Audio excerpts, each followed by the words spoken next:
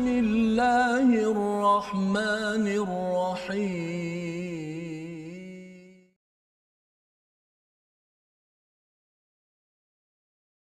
أعوذ بالله من الشيطان الرجيم بسم الله الرحمن الرحيم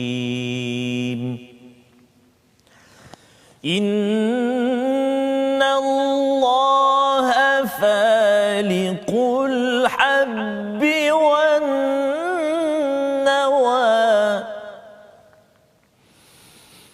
يخرج الحي من الميت ومخرج الميت من الحي ذلكم الله فأنى تؤفكون صدق الله العظيم. Surah Al-Nazim. Assalamualaikum warahmatullahi wabarakatuh. Alhamdulillah wassalatu wassalamu ala Rasulillah wa ala alihi wa man walah. Syada la ilaha illallah, syada Muhammadan abduhu wa rasuluh. Allahumma salli ala sayidina Muhammad wa ala alihi wa sahbihi ajma'in. Amma ba'd. Apa khabar tuan-tuan dan puan yang dirahmati Allah sekalian? Kita bertemu pada hari ini, kita bertemu dalam My Quran Time, baca faham amal, dan pada hari ini kita berada dalam surat ulang kaji kita pada halaman 140 hingga 144. Kita sudah pun melewati 5 halaman pada minggu ini untuk kita sama-sama menghargai kepada bagaimanakah kehebatan Allah Subhanahu Wa Taala, dan pada hari ini kita mengulang kaji bersama Al-Fadil Ustaz Mustafa Suki. Apa khabar Ustaz? Alhamdulillah sihat. Ahlan wa sahlan ke program kita untuk berkongsi pada hari ini insya-Allah. Insya-Allah. Dan kita mengucapkan selamat datang juga kepada Ustaz Tarmizi. Ya, tetamu kita juga ya. Ya Ustaz. Insya-Allah ya. Dalam kesejukan Ustaz. Dalam kesejukan. Akhir tahun. Akhir tahun. Okey. Ada sahabat-sahabat kita yang saat ini diuji dengan banjir ya. Betul. Jadi mudah-mudahan terus diberi kekuatan dan keselamatan. Katanya Ustaz nak balik kampung ni. Betul Ustaz. Insya-Allah. Insya-Allah Terengganu ya. Betul Ustaz. Rindulah dekat dekat cik. Oh, cik. Cik tengah tengok tu. Subhanallah. Masya-Allah, masya-Allah. Okay. Jadi insya-Allah tuan-tuan yang berada di mana jua pada hari ini kita doakan dalam keadaan yang terbaik ya pada hari Sabtu ini untuk kita sama-sama menghargai nilai masa kita, dan salah satu daripada cara untuk kita menguruskan masa kita adalah dengan kita menghayati kepada bacaan kalimah-kalimah Allah sebagai sumber ilmu hidayah kepada kita untuk terus hidup kita tahun 2021 ini ya, insya-Allah akan menuju kepada kehidupan yang berteraskan cahaya, dan jangan dipadamkan cahaya tersebut kerana ia adalah amat-amat berharga. Dan inilah yang kita ingin sama-sama ulang kaji. Kita mulakan dahulu dengan Ummul Quran Al-Fatihah pada hari ini. Silakan Ustaz Tarmizi. Terima kasih kepada Ustaz Fazrul, tetamu kita Al-Fadhil Ustaz Mustafar. Khususnya tuan-tuan dan puan-puan sahabat Al-Quran yang dikasihi Allah Subhanahu Wa Taala sekalian, mari kita memulakan hari ini dengan Ummul Quran surah Al-Fatihah. Jadi sahabat-sahabat Al-Quran semuanya yang ini berada di rumah, barangkali bersama keluarga, barangkali sedang berkurung sebab tak boleh nak keluar, ataupun kalau orang tengah tak boleh nak tubik, tak boleh nak keluar. Jadi mudah-mudahan terus bersama dengan program kita My Quran Time, ataupun teruslah bersama dengan Al-Quran insya-Allah. Mari kita baca surah Al-Fatihah. A'udzubillahi minasyaitonirrajim. Bismillahirrahmanirrahim. Alhamdulillahi rabbil alamin. Ar-Rahmanir Rahim. Maliki yaumiddin. Iyyaka na'budu wa iyyaka nasta'in. اهدنا الصراط المستقيم صراط الذين أنعمت عليهم غير المغضوب عليهم ولا الضالين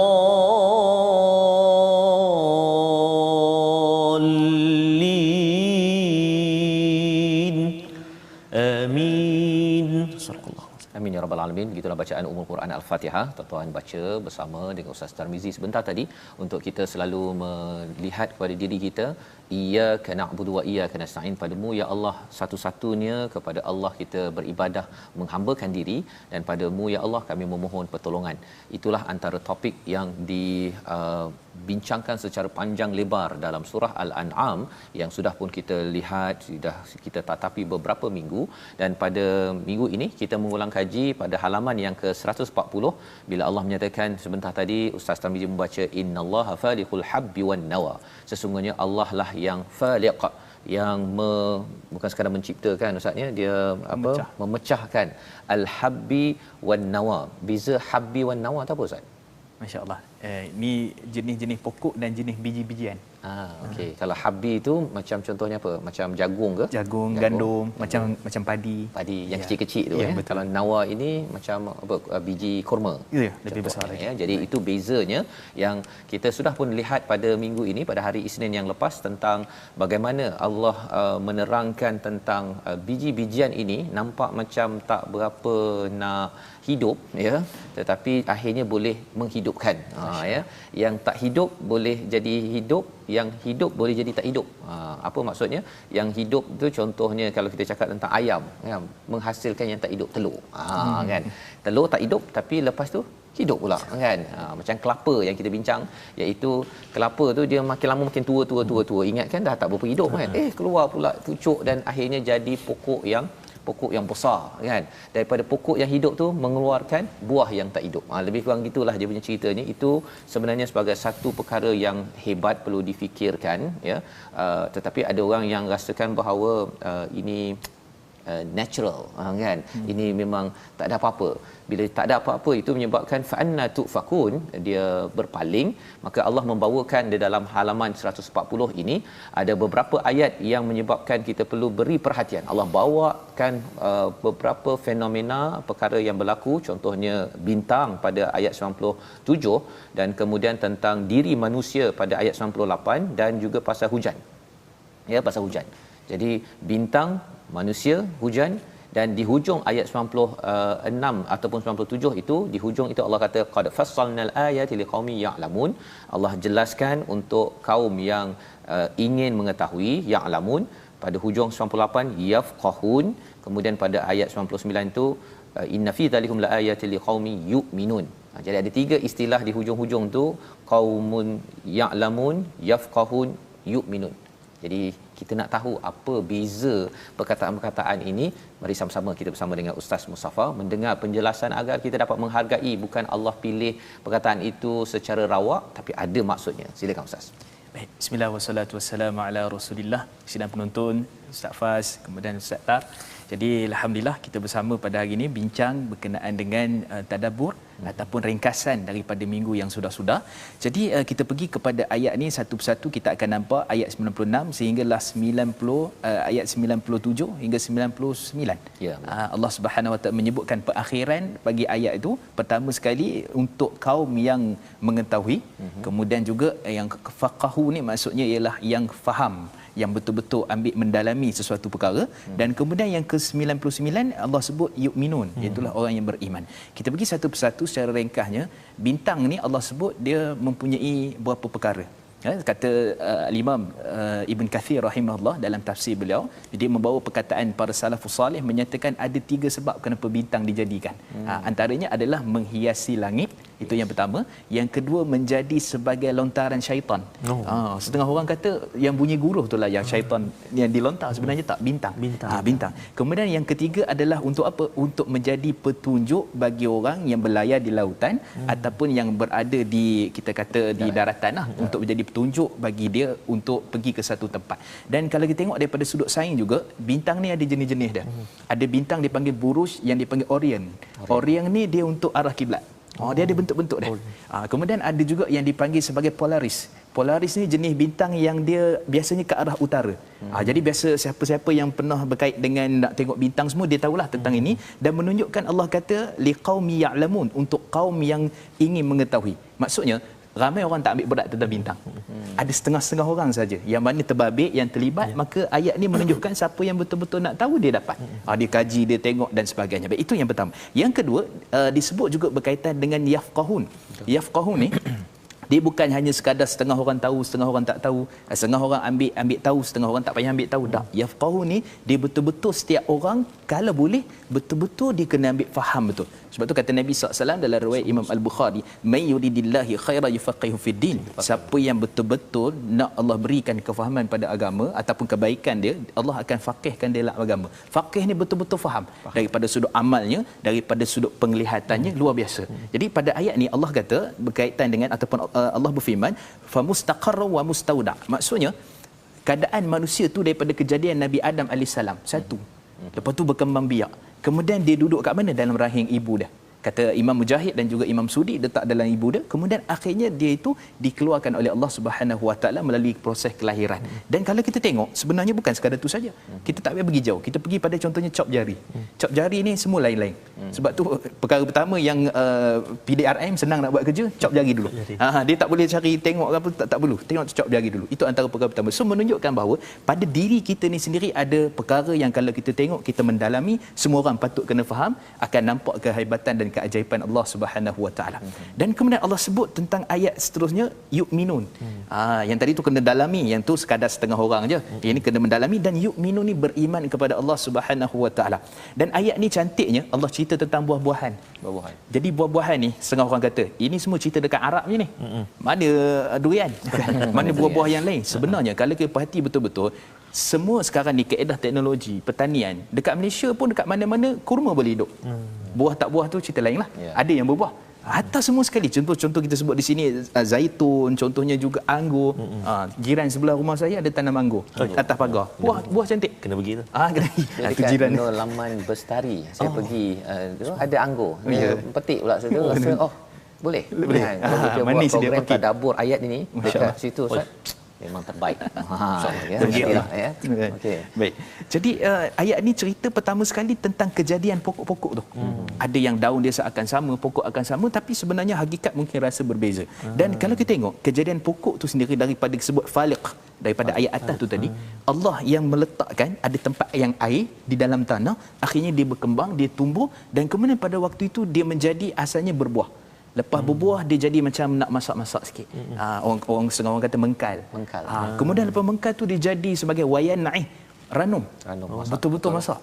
Jadi kalau tengok satu persatu kejadian itu sebenarnya bukan daripada situ lagi. Allah suruh kita melihat, nak menciptakan bahawa Allah itu yang menciptakan, pergi terus kepada proses mula-mula tu. Sebab dalam pertanian dia ada kaedah yang dipanggil sebagai cantuman tunas.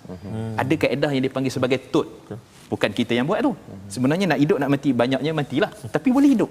Pelik, daripada satu jenis pokok, katalah jenis-jenis durian tertentu, musangking, nak kahwin dengan D24 contoh. So letak boleh jadi. Kan? Jadi menunjukkan apa dia, ataupun jenis durian Belanda contohnya. So di sini menunjukkan bahawa Allah suruh kita beriman. Siapa yang buat tu? Rasa tadi. Kemudian yang menghidupkan, mematikan tadi, ataupun yang menumbuhkan tunas tadi tu. Maka memperlihatkan Allah suruh kita beriman ni semua sekali. So iman kepada setiap perkara yang ada di depan kita, termasuklah kejadian pokok-pokok dan juga buah-buahan. Dan kalau kita tengok juga dalam hadis riwayat Imam Muslim, ketika mana Saidina Umar Khattab radhiyallahu anhu dan juga anaknya dan ramai lagi sahabat lain, antaranya juga anak beliau iaitu Abdullah bin Umar, iaitu Nabi buat teka-teki pada sahabat. Teka-teki yang mana sahabat semua tak boleh jawab. Nabi kata, ni ada satu pokok kat padang pasir, dia ni berguna macam kita seorang Muslim daripada sudut pelbagai. Abdullah bin Umar dia terfikir nak jawab, tapi dia tengok sahabat semua besar-besar ni, hebat-hebat, ayah-ayah ni, sini-sini malaslah nak jawab, dia kata kan. Lepas tu Nabi kata ia adalah nakhlah, pokok kurma. Lihat kejadian dia, mayang dia qinwan, maksudnya dia akan menjulur ke bawah dan sebagainya. So pokok kurma tu sangat hebat kejadian dia. Dan waktu tu kata Sayyidina Umar Khattab, kenapa kamu tak jawab tadi? Kalau tak ayah bangga dengan kamu. Sebab satu orang ayah yang mendidik anak dia tiba-tiba boleh jawab soalan yang semua orang tak boleh jawab.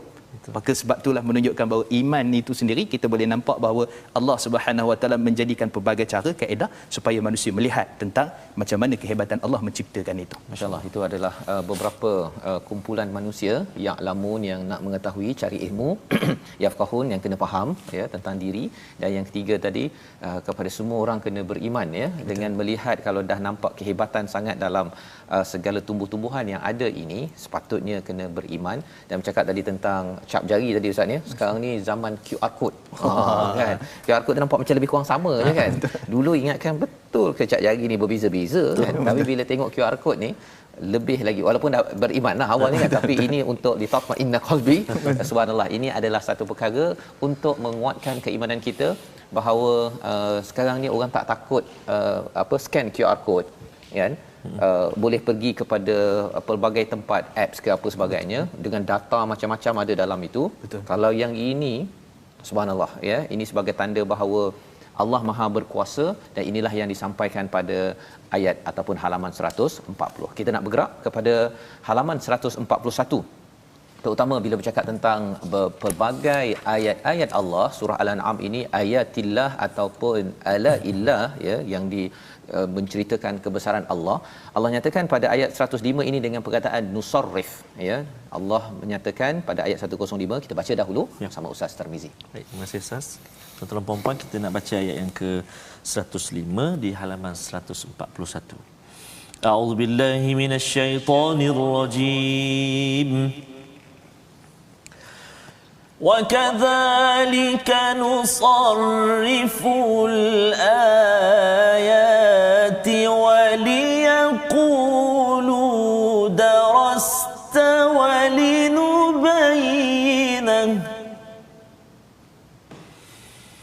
وَلِيَقُولُوا دَرَسْتَ وَلِنُبَيِّنَهُ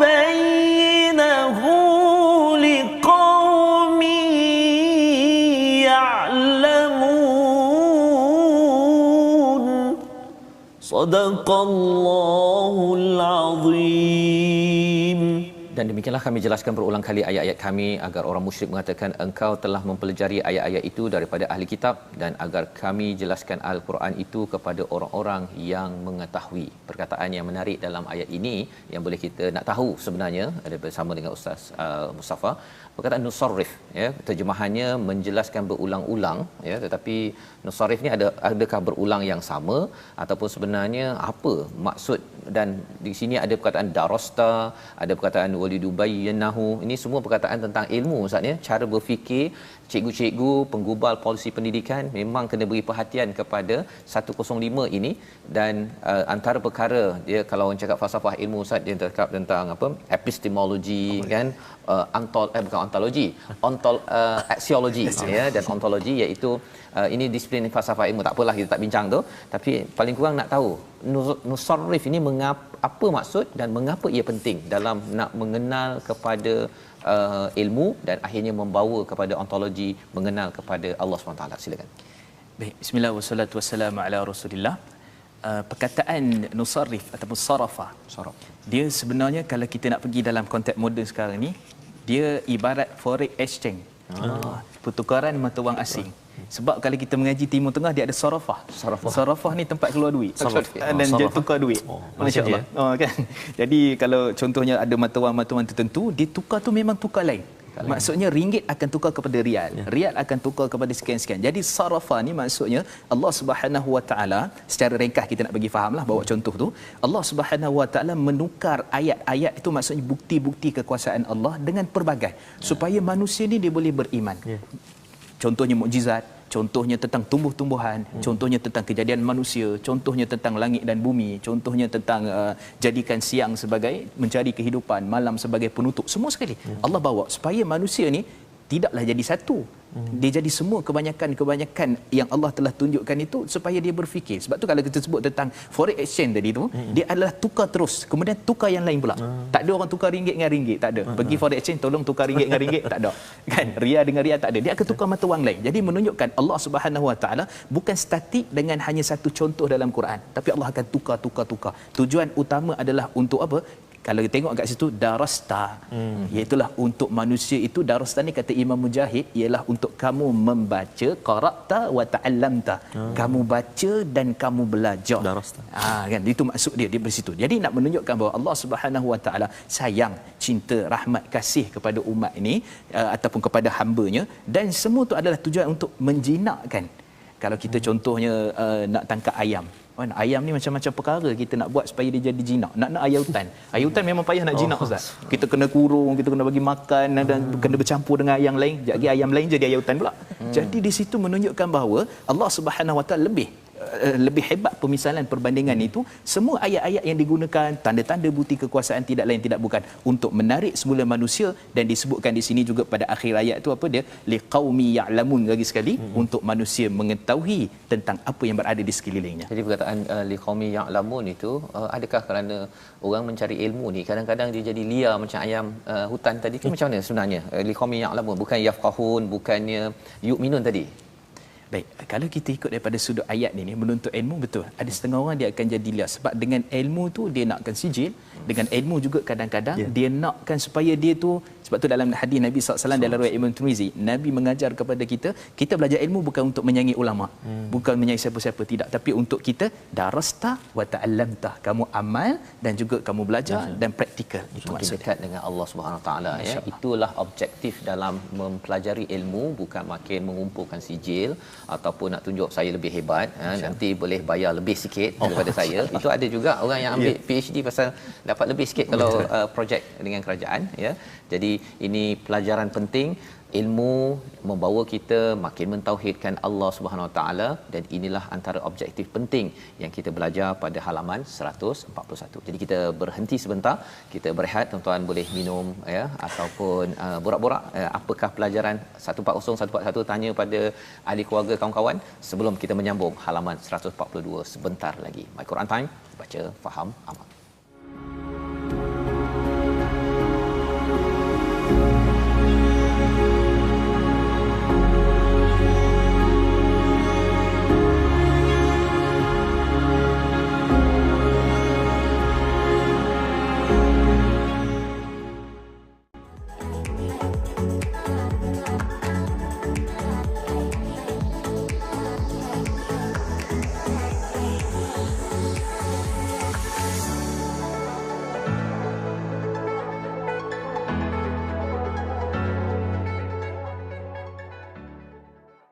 Alhamdulillah, bertemu kembali kita dalam My Quran Time. Hari ini kita bersama dengan ilmuwan kita Fadil Ustaz Mustafar dan juga Fadil Ustaz Fazrul.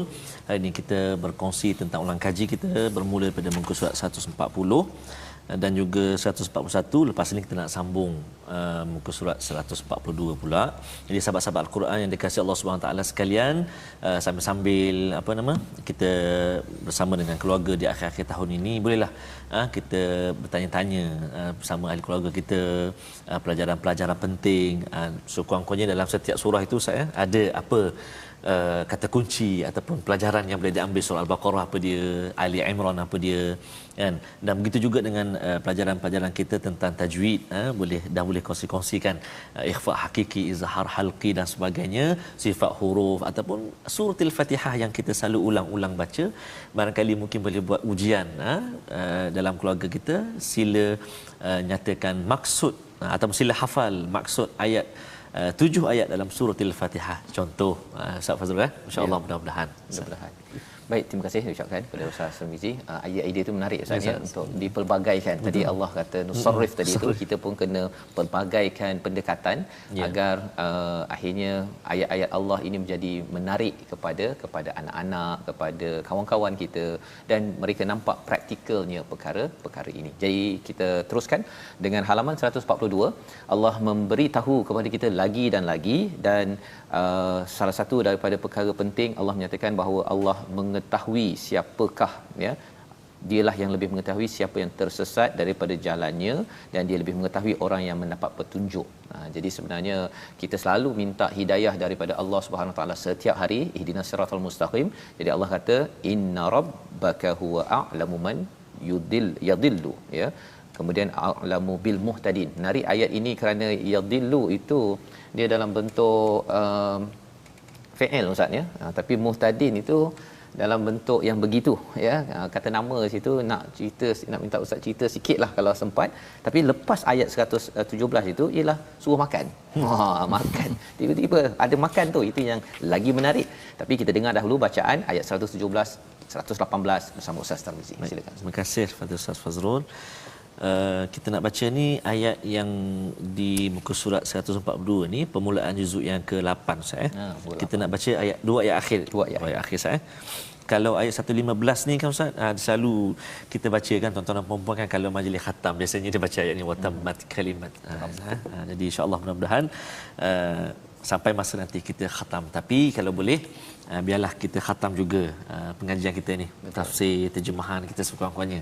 Ya. Selalu khatam ni dah selalu cuba khatam terjemahan dulu mula-mula, dan juga insya-Allah Allah beri peluang pada kita untuk khatam pengajian kita di Quran Time. Amin ya rabbal alamin.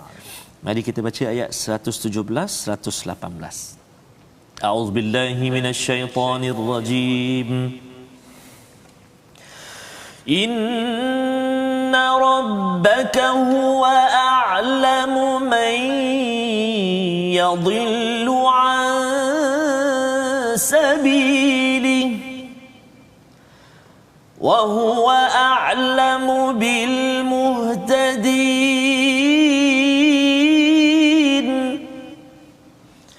Fakulu mimma dhukira ismullahi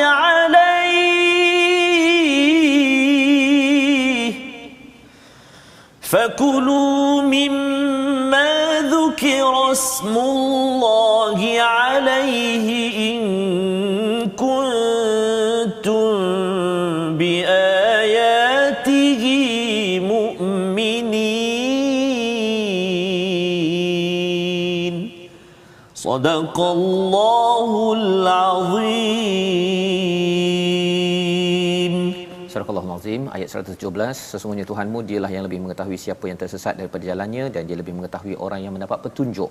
Ayat 118, maka makanlah daripada apa sembelihan yang ketika disembelih disebut nama Allah jika kamu beriman kepada ayat-ayatnya. Jadi kita nak mengetahui sedikit yadillu dan al-muhtadin, dan juga kaitan tanasub dengan ayat yang seterusnya untuk kita lebih memahami yafqahun pada ayat ini. Silakan Ustaz.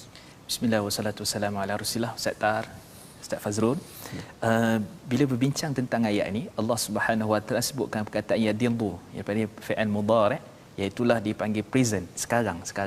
Kemudian Allah guna perkataan muhtadin bermaksud isim. Maksud isim di sini adalah kata nama khas bagi orang-orang yang mendapat petunjuk daripada Allah Subhanahu Wa Taala. Kalau tengok daripada sudut bahasa Arab pun dah berbeza. Kerana yudillu ni bermaksud sebagai tajdid wa taqrib. Maksudnya dia sentiasa ada orang sesat, ada orang disesatkan, ada orang yang akan sesat dengan tak ada petunjuk, dan ada orang juga dengan Quran, dengan panduan pun kita sesat juga. Allah. So maksudnya di sini adalah Allah Subhanahu Wa Taala berkehendak bagi orang yang mana tidak mendapat petunjuk, dia boleh jadi disesatkan. Adapun muhtadin, orang yang maksudnya isim di sini dia teguh, dia tetap, dan dia ada pendirian kuat. Maksudnya a'lam tu Allah saja yang Maha mengetahui. Jadi daripada ayat ni kalau kita nampak, pertama sekali hidayah dan petunjuk semata-mata daripada Allah Subhanahu Wa Taala yang Allah kurniakan. Dan yang kedua, dalam berhadapi tentang golongan-golongan yang menyimpang daripada Ahlus Sunnah. Contohnya orang tertentu yang dia pegang Quran juga. Contohnya dia kata wa'bud rabbaka hatta ya'tiyakal yaqin. Sembah Tuhan kamu sampai aku yakin dah tak payah solat. Contoh. Macam mana kita nak membantah? Baik, dalam Islam dia ada dipanggil iqamatul hujjah. Kita kena dirikan hujah. Hujah di sini maksudnya hujah akli daripada akal kita, dan juga hujah daripada naqli Quran dan sunnah. Kita kena iqamatul hujjah. Dan akhir sekali Allah sebut dekat sini mayudillu an sabili. Allah Maha mengetahui siapa yang sesat. Jadi kita secara akta ataupun secara kita kata majlis agama ataupun sebagainya boleh bagi tahu yang ni terkeluar daripada aliran Ahlussunnah, yang ni terkeluar, tapi hakikat sebenarnya Allah Maha mengetahui. Dan ada orang yang nampak dia macam cantik molek, dia nampak di atas jalan petunjuk, tapi hakikat sebenarnya Allah Subhanahu Wa Taala yang mengetahui betul ke tak sebenarnya. Sebab tu kita selalu kena doa pada Allah. Sebab tu kata Nabi sallallahu alaihi wasallam, inna ummati la yajtami'u 'ala dhalalah. Umat aku ini umat yang mana? Ulama, warathatul anbiya, mereka pewaris para nabi. Jadi mereka inilah yang kita nak jadikan sebagai petunjuk. Kita nak jadi Quran, kita nak mengajar hadis dan sebagainya, mereka inilah rujukan kita. Selagi mana kita pegang pada itu, maka insya-Allah kita tidak akan dapat yang kita panggil sebagai kesesat daripada jalan yang sebenar. Dan ayat sebelum tu kalau kita tengok juga ramai sesat ni. Yudilluk ya an sabilillah. Maksudnya banyak yang sesat ni. Sesat ni sebenarnya di sini maksudnya siapa? Bukan ulama. Yang sesat di sini bukan orang yang bijak, alim, pandai dalam bidang agama, tetapi mereka adalah orang awam yang tidak mahu mencari petunjuk, maka akan disesatkan oleh Allah Subhanahu Wa Taala, ataupun kita kata dia akan mencari jalan yang sesat itu. Kemudian kalau kita tengok pula pada ayat seterusnya, tiba-tiba cerita makan. Apa kaitan dia? Di sini kalau kita tengok tafsir Ibn Katsir rahimahullah dan ulama-ulama yang lain, maksud makan di sini adalah setiap perkara mesti disebutkan nama Allah. Petunjuk daripada sudut akidah. Kerana apa? Kerana kalau kita baca dalam banyak kitab tafsir menunjukkan orang Arab jahiliah dulu dia makan bangkai. Dan kemudian dia makan dengan tidak menyebut nama Allah Subhanahu Wa Taala. Maka petunjuk juga orang yang boleh sesat adalah bila mana makan dia tak ingat Allah. Bila mana makan akidahnya menyimpang. Contoh, ni minta maaf saya sebutlah. Kadang-kadang orang-orang tertentu dia nak memutus ubat dia panggil. Memutus ubat ni akhir sekali dia dah berubat apa semua, akhir sekali tu okey. Memutus ubat ni awak kena sediakan 1 ekor ayam putih. Telur 2 biji. Duit 15 sen. Contoh kan. Jadi memutus ubat. Jadi putus tu dia buat apa? Dia masak ayam tu, dia hanyutkan kat laut, dia letak dekat pokok dan sebagainya. Ini yang juga Allah sebut dalam surah Al-Maidah ayat 90. Yang Allah Subhanahu Wa Taala menyatakan apa? Tentang perbuatan syaitan yang ansab, memberi makan bahala, dan juga termasuk juga tentang bertendung nasib dengan anak panah. Semua berkait dengan perkara itu. Akhirnya makan dia cerita dia. Jadi makan pun kena ada tauhidnya, kena ingat pada Allah, sembelih kerana Allah, dan hakikat sebenar makan tu tidak lain tidak bukan la haula wala quwata illa billah. Tak ada kekuatan, tak ada kudrat kita, melainkan nak ibadah pun makan pun Allah kurniakan pada kita. Jadi ini adalah perkara penting bagi orang yang mendapat hidayah, Ustaz ya. Cara makan itu kan, rupanya makan ini dia dekat sebelah-sebelah dengan bil muhtadin tadi ya, kerana sudah pastinya antara aktiviti yang paling konsisten istiqamah itu buat ialah makan, Ustaz ya. Jadi Allah bagikan bab makan pun boleh menyebabkan kita dapat hidayah, bab makan boleh menyebabkan kita mensyirikkan Allah Subhanahu taala, naudzubillah min zalik ya. Itulah panduan yang dibawakan dalam surah Al-An'am. Kalau kita perasan sepanjang kita berbincang ini banyak pasal isu-isu ini, Ustaz ya. Akhirnya kalau katakan orang yang menggunakan istilah saibah ke ham ke apa sebagainya itu, pasal orang bisnes dia buat label-label itu untuk jual lebih banyak, kan. Tapi bagi orang yang lain pula dia kata ini haram makan pasal dia ni diserahkan kepada ansab sebentar tadi kan. Jadi cara berfikir yang pelik-pelik ini ianya adalah kesesatan. Tetapi bila dapat hidayah, kita mempunyai pemikiran yang jelas daripada Allah, kesannya ialah kita ambil cara Allah mudah saja. Dan bila Ustaz cakap pasal bangkai tadi tu menarik, pasal bangkai ni maksudnya apa, Ustaz? Adakah bangkai tu pasal dia dah mati tak disembelih ke ataupun macam mana? Baik, bangkai ni asalnya adalah setiap perkara, setiap benda yang tidak disembelih, dan dengan syarat benda tu halal. Kalau buaya payah sikitlah. Okay. Jadi kalau katakan tak disembelih, maksudnya kalau orang yang bukan Islam, mereka ni tak sembelih, memang makan bangkai lah. Dan kalau mereka sembelih macam orang Islam tapi tak beri nama Allah, adakah itu bangkai ataupun itu disembelih tapi bukan dengan nama Allah? Baik, di sini ada perbahasan lah, lihat kepada ahlul kitab ataupun sebagainya. Cuma kalau daripada sudut asasnya, walaupun dia sebut bismillah, tapi dia syirik. Dia tidak melakukan apa yang sepatutnya, dan sembelihan tu kerana Allah. Contohnya macam ada setengah masyarakat ni, dia nak sembelih ayam tu, dia akan sikit je dekat dia punya kerukuk ayam tu, lepas tu matilah. Lepas mati tu dia buat apa? Dia macam-macam lah, sup dan sebagainya, tapi dia bukan kerana Allah. Dan sebab tu satu orang Muslim, para ulama sepakat, antaranya juga dibincangkan oleh Abdullah bin Umar, Ibn Abbas dan yang selainnya, nak sembelih kena sebut bismillah.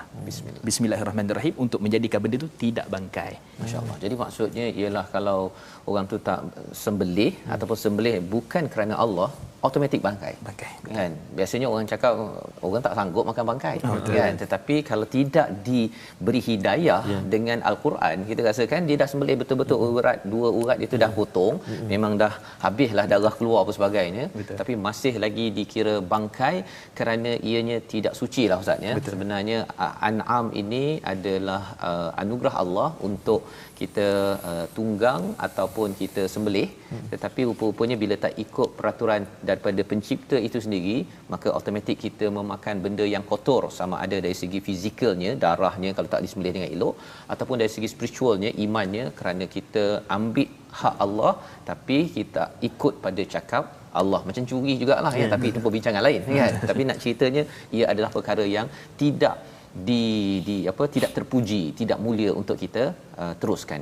Baik, pada ayat ataupun halaman 143 satu lagi kita ada satu perumpamaan yang menarik, iaitu berkaitan dengan orang yang mati dengan orang yang hidup ya, tentang nur cahaya daripada Allah Subhanahu Wa Taala. Mungkin kita baca satu ayat 122 sebelum kita melihat ringkas nanti apa maksud perumpamaan ini. Silakan.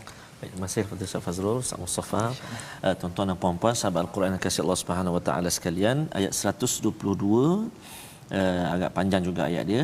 Jadi perhatikan dekat mana tempat yang kita boleh berhentilah insya-Allah. A'udzubillahi minasyaitonirrajim. Awaman kana maytan fa ahyaynahu wa ja'alna lahu وجعلنا له نورا يمشي به في الناس كمن مثله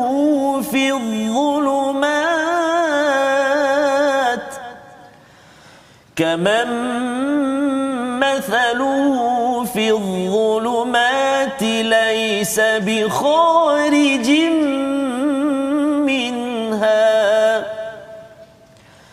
كذلك زين للكافرين ما كانوا يعملون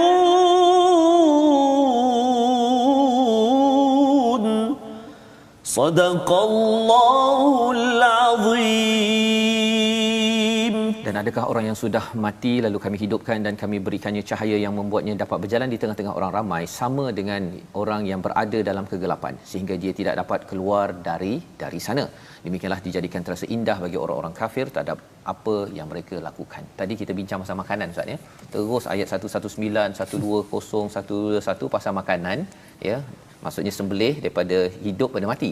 Kemudian tiba-tiba muncul pula perkataan mati hidup kan. Tetapi kali ini sudah bukan pasal ayam lagi dah. Ini pasal manusia yang mati diberikan kehidupan. Kalau boleh Ustaz cerita sikit apa maksud perumpamaan ini Ustaz. Baik, bismillah wassalatu wassalamu ala Rasulillah. Cantik Al-Quran sebenarnya. Yes, ada kalanya mati dulu baru hidup. Ada kalanya hidup dulu baru mati. Macam-macamlah perbicaraan berkaitan hidup dan mati. Dan kita tengok sebagai contoh dalam surah Al-Mulk ayat yang kedua, allazi khalaqal mauta wal hayat. Allah sebut tentang mati dulu kemudian baru hidup. Kata ulama-ulama bahasa ataupun ulama balaghah, maksudnya taqdimus syaraf. Maksudnya mati itu mulia. Mendahulukan yang mati, sebab mati itulah syarat masuk syurga. Mati itulah syarat ini dan itu dan sebagainya. Kena mati dulu. Dia tak boleh amal ibadat soleh kemudian masuk syurga terus, tak boleh. Dia kena mati dulu. Maka kalau daripada ayat ini, pertama sekali kita akan tengok maksud di sini adalah perumpamaan. Kita bagi contoh mudah Contohnya satu jenis, kita katalah pokok mangga, tak ada buah. Kemudian kita bagi dia NPK 15. Itu nama baja. Dia tambah baja. Dia ada baja buah, ada baja macam-macam. Ya, jadi kita bagi dia baja tu, dia jadi berbuah. Asalnya tu seolah-olah macam tak ada guna pokok tu.